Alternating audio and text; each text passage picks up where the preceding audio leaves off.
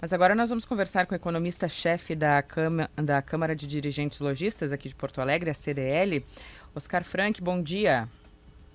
Bom dia, Andressa. Bom dia, Rosane. Bom dia, Giane. A todos os ouvintes também. Uma alegria conversar com vocês. Obrigado pelo convite. Bom, os empresários têm se reunido para fazer estudos a respeito dos decretos aqui do governo do Rio Grande do Sul e a CDL fez um com a sua supervisão, com o seu olhar. Qual é o principal ponto para a sociedade que deve chamar a atenção em relação aos decretos do Estado e aos dados trazidos por vocês? Bom, são vários pontos, Andressa. O primeiro deles, que eu sempre gosto de destacar quando comento a respeito de finanças públicas estaduais, é de que a arrecadação de impostos não é o problema. Ou seja, quando nós analisamos o desempenho do ICMS numa janela bastante extensa, entre 1998 e 2023, ou seja, um período de 26 anos, o que dá para perceber é que o ICMS aumentou 1.016%, ou seja, mais de 11 vezes. Nessa mesma janela, o IPCA subiu 372%, enquanto o crescimento do PIB da economia gaúcha foi de 46,9%.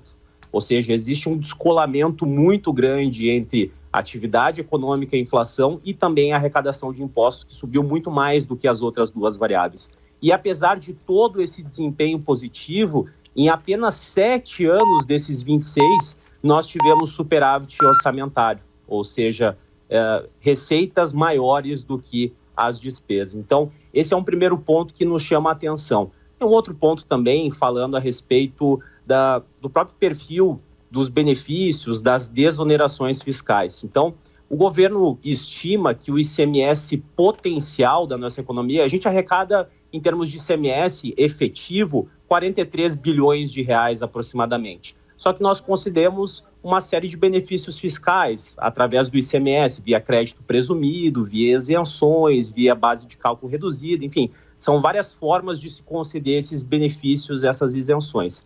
Então, o governo estima que se nós não concedêssemos esses benefícios, o que aconteceria com a arrecadação é que ela se elevaria em 11,8 bilhões de reais. Só que esse cálculo realizado pelo governo, ele não pressupõe que ele adota como premissa, né, o fato de que uma eventual retirada dos incentivos, isso não modificaria a estrutura produtiva. No entanto, o que acontece é que parcela relevante do ICMS depende justamente desses benefícios, ou seja, em um cenário em que eventualmente nós retirássemos todos esses benefícios, nós não arrecadaríamos esses 11,8 bilhões de reais a mais. Por quê? Porque para muitas empresas só existe viabilidade econômico-financeira com os benefícios fiscais. Ou seja, se isso inviabilizar a operação dessa empresa, ela vai fechar suas portas ou transferir a sua atividade para outro estado, por exemplo. E isso vai diminuir a arrecadação de ICMS. Então, esses são alguns dos pontos que nós levantamos no nosso estudo. Tá. A gente sabe que todo o ICMS, na verdade, ele acaba sendo repassado para o consumidor, né? Quem paga a conta é o consumidor. Tá. Na avaliação de vocês, o consumidor vai reduzir as compras com esse aumento de preços? Porque eu tenho ouvido muito assim, a empresa não consegue. Mas, como tudo é repassado para o consumidor, a pergunta é essa, se vocês preveem uma queda de consumo mesmo em produtos que são, em alguns casos, essenciais. É bem possível que sim, Rosane, é bem possível que sim, tá? Isso deve acontecer, né? Então, a demanda, ela responde negativamente ao aumento de preços. Claro que isso depende de uma série de questões em termos, por exemplo, do próprio perfil de produto que nós estamos analisando. Então, por exemplo, a questão dos bens essenciais vão reagir de uma maneira, os bens menos essenciais vão reagir de outra forma. Então, a tendência é que sim, ocorra uma diminuição da demanda por conta justamente do aumento da inflação, e nos preocupa particularmente toda essa situação envolvendo a cesta básica, desse aumento em um grupo de alimentos e bebidas que é muito relevante para os índices de inflação. Então, por exemplo, no IPCA, no Índice Oficial de Inflação do Brasil, se nós considerarmos aqui especificamente a região metropolitana de Porto Alegre, nós temos aí um peso de 21,2%. Agora, para o INPC, que mede justamente a variação de preços para aquelas famílias que são mais pobres, esse grupo pesa ainda mais, é 23,4%. Então, o impacto tende a ser bem considerável, bem significativo em termos de redução do poder de compra. E é algo que pega muito para o comércio varejista, até porque a renda real é um dos principais elementos que ajudam a explicar essa dinâmica. No caso de aumentar, Oscar, os preços dos alimentos, acaba que o dinheiro direcionado para comprar a comida vai ter que ser maior e deixa de ir para outros segmentos do varejo, por exemplo. Aqueles segmentos, aquelas empresas que conseguirem repassar, vão repassar, o consumidor vai pagar mais, mas o que vários empresários têm dito é que alguns não vão conseguir repassar aumentos, vão perder, né, essa venda, porque o dinheiro vai ser direcionado para outros segmentos, e nestes setores teríamos fechamentos e transferências, inclusive, de negócios do Rio Grande do Sul para outros estados, né, uma análise mais avançada que tem sido feita. Quais segmentos têm mais esse risco de ter fechamentos e transferências de negócios pelo monitoramento que vocês estão fazendo? Olha, o que o próprio material do governo deixa de maneira muito clara, Jane, é o fato de que o setor de alimentos tende a ser um dos mais impactados. Provavelmente será o mais impactado com todos esses decretos. E isso particularmente nos preocupa, até porque o setor de alimentos ele é crucial para a nossa economia. Tá? Então, se nós considerarmos ali os incentivos que são concedidos via crédito presumido, o ramo de produtos alimentícios responde por praticamente metade de tudo que é concedido, ou seja, 44,9%.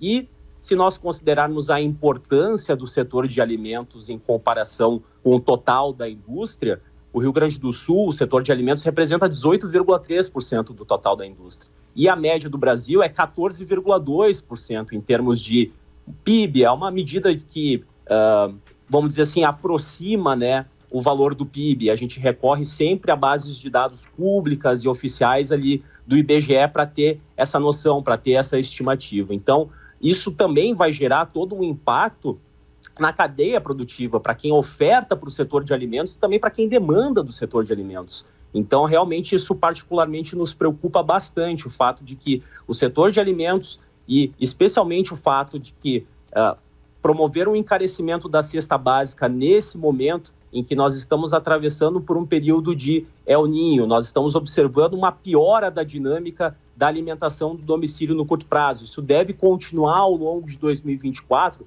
então mexer nisso nessa conjuntura, nesse quadro, também é algo que particularmente nos preocupa. Nós estamos conversando com o economista da CDL, Oscar Frank, que falava pouco sobre a preocupação de empresas poderem fechar ou saírem aqui do Rio Grande do Sul por causa dessa mudança nos benefícios fiscais. E sempre se pensa e se fala sobre Santa Catarina. Santa Catarina tem isso, melhor que o Rio Grande do Sul, tem aquilo. Qual é a chance real que se vê a partir desse estudo e dos números que são trazidos? Porque eu sei que tem um comparativo ali que se viu em relação aos estados do Sul, tanto Paraná como Santa Catarina, mas nesse estado mais próximo, qual é a chance de perdermos negócios para eles? Andressa, depende muito caso a caso, né? A questão é que nós observamos, né, que Santa Catarina e também em alguns casos Paraná, eles têm uma estrutura de competitividade que é melhor do que a do Rio Grande do Sul. Tá? Então isso faz com que esse risco realmente seja algo presente dentro de um cenário possível, né? Então, dentro desse comparativo que tu mencionaste, ou seja, nós analisamos, por exemplo, o crédito presumido como proporção de tudo que a gente arrecada através via ICMS. Então, o Rio Grande do Sul tem um nível de benefício, especificamente com relação ao crédito presumido, que é menor em comparação com os nossos pares aqui da região sul, né? Menor do que o Paraná e bem menor, inclusive, do que Santa Catarina. Então, esse também é um elemento importante, Andressa, no seguinte sentido, o governo chegou a afirmar em um de seus materiais que o fato de que editar esses decretos não geraria perda de competitividade. Esse é um fator também que particularmente nos preocupa. E aí ele recorreu ao índice, ao ranking de competitividade do CLP, do Centro de Liderança Pública. E esse ranking, ele não tem nenhum indicador que é mensurado com base na carga tributária. Só que se nós recorremos a outras metodologias, como por exemplo do Banco Mundial, que realizava o ranking do Doing Business, que media justamente a facilidade de um determinado país em realizar negócios, ou seja, o ambiente se era mais ou menos favorável para a realização dos negócios. E eles têm, entre diversas variáveis, um vetor relacionado ao pagamento de impostos e, mais especificamente, para os impostos pagos como proporção do lucro, ou seja, uma medida de carga tributária. Ou seja, se nós utilizássemos essa metodologia do Banco Mundial, nós sim teríamos perda de competitividade nesse ranking. Então, é algo que mexe com o dia a dia, com a estrutura das empresas, de prejudicar a capacidade de investimentos, de geração de emprego, da própria arrecadação do governo, que também é algo que está no nosso radar. Nós queremos que o governo preste bons serviços públicos, mas da maneira mais eficiente possível. E nós estamos plenamente abertos, juntamente com as outras entidades empresariais, ao diálogo. Nós queremos sentar, conversar e buscar uma solução que seja bom para todos. Vocês têm dito nessas reuniões que o governo precisa cortar gastos. Nós vivemos uma situação hoje em que não tivemos déficit no ano passado porque entrou o dinheiro da Corsan. Para este ano, tem uma demanda, primeiro, tem o aumento salarial dos professores, nem é um aumento, mas enfim, a correção do piso, ao qual está atrelado o plano de carreira do magistério, que o governo é obrigado a dar. Tem pressão de vários setores, como tivemos dos técnicos da FEPAM agora, por reajuste salarial, e de outras categorias do Estado. Qual é a sugestão que tem saído dessas reuniões para equilibrar essa conta, né, já que a gente sabe que não tem outra fonte de recursos que não seja dos impostos, e ao mesmo tempo foram feitos tantos cortes nos últimos anos que quem olha de longe fica se perguntando onde é possível cortar? Legal, excelente pergunta, Rosane. Então a questão envolve a solução, né, o que poderia ser feito. Eu vou me valer aqui, Rosane, do mesmo argumento que o meu colega economista Lucas Esquifino, que é o gerente de relações governamentais da FEComércio, utilizou. Tá? Então, o que acontece? Lá em 2021, o governo teve um ganho extraordinário de receita com o ICMS. Tá? Então, apenas para lembrar e contextualizar, em 2020, considerando esses últimos anos, 2020, 2022 e 2023, o governo, via ICMS, arrecadou exatamente a mesma coisa, 45 bilhões de reais. Tá? Então, todos os valores deflacionados, enfim, que permitem a comparação. No ano de 2021, foram 8 bilhões de reais a mais. Foram 53 bilhões de reais. E o que aconteceu? À época, nenhuma entidade empresarial foi chamada para discutir qual que seria a melhor alocação desses gastos. Tá? Se eu, particularmente, fosse chamado, o que eu diria para se fazer, né? Seriam duas alocações principais. Primeira delas, pagamento de despesa financeira, ou seja, reduzir a dívida, porque com isso a gente evita aquele efeito bola de neve provocado pelos juros. Esse é o primeiro ponto. E também os investimentos produtivos, né, que permitiriam com que a gente consiga expandir o nosso potencial de produção. Então, o que nós defendemos? Nós defendemos justamente um diálogo franco, aberto com o governo, para que se possa alcançar uma solução boa para os dois lados. E a gente fica muito feliz, Rosane, que com a presença maciça dos deputados que estiveram presentes lá na reunião na Federação. Ou seja, nós tivemos vários deputados presentes em loco, vários representantes de deputados, justamente para apresentar esses argumentos, para sensibilizá-los com relação a esse debate. Mas nós sentimos falta do executivo, também debatendo, também colocando seus pontos de vista, né, dentro de um debate maduro, que é justamente isso que a gente quer. E o que também nós defendemos é uma maior transparência com relação a esses números, ou seja, o governo detalhou ali quais seriam os segmentos mais afetados, em ordem crescente, né, com relação ao tamanho dos impactos. Mas nós não sabemos quanto que exatamente cada setor tende a ser impactado. Nós não sabemos a metodologia que gerou esses números que foram divulgados. Então, defendemos também essa questão da transparência. Eu creio que isso tende a gerar um resultado que, de fato, vai ser melhor para a sociedade gaúcha. Mas eu vou querer te perguntar, Oscar, sobre a curva de Laffer, tá? Porque volta e meia eu trago essa expressão aqui, porque o empresariado, a iniciativa privada, tende a falar que aumentar imposto reduz a arrecadação, né? Que seria o efeito contrário, porque tu retrai a atividade econômica. O setor público, os gestores públicos, dizem que a curva de Laffer não se aplica pelos modelos econômicos, e eu quero saber, então, qual é a tua opinião sobre isso? Legal, obrigado, Andressa, obrigado também, Jane, pela pergunta. Então, a curva de Laffer é aquela construção que nós estudamos ali na economia no seguinte sentido, ou seja, com uma alíquota zero, a arrecadação de impostos tende a ser zero, né? Então, o governo não arrecada basicamente nada.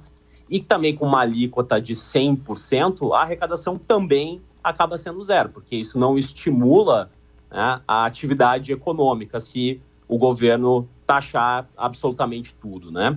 Então, o X da questão aqui para mim é o seguinte, ou seja, uma eventual redução de impostos de 2%, ela não gera uma queda da arrecadação de 2%. Por quê? Porque isso vai estimular a demanda e o consumo via o barateamento dos preços, né? Então, por isso que é muito difícil de realizar esse tipo de estimativa. Esse cálculo ele tende a ser bastante complexo, porque também depende de uma série de situações relacionadas ao consumidor, de como é que ele percebe, como é que ele reage, então, às mudanças de preços, dependendo, então, do tipo de perfil de produto. Então, é bastante complexo. Da mesma forma, um aumento de impostos, ou, no caso que nós estamos tratando aqui, uma redução de benefícios, não aumentam a arrecadação na mesma magnitude, tá? Por quê? Porque dependendo dos casos, né, que nós estejamos analisando, isso pode inviabilizar, economicamente os negócios, né? Pode gerar aí um grande prejuízo financeiro do ponto de vista tributário se nós não tivermos a existência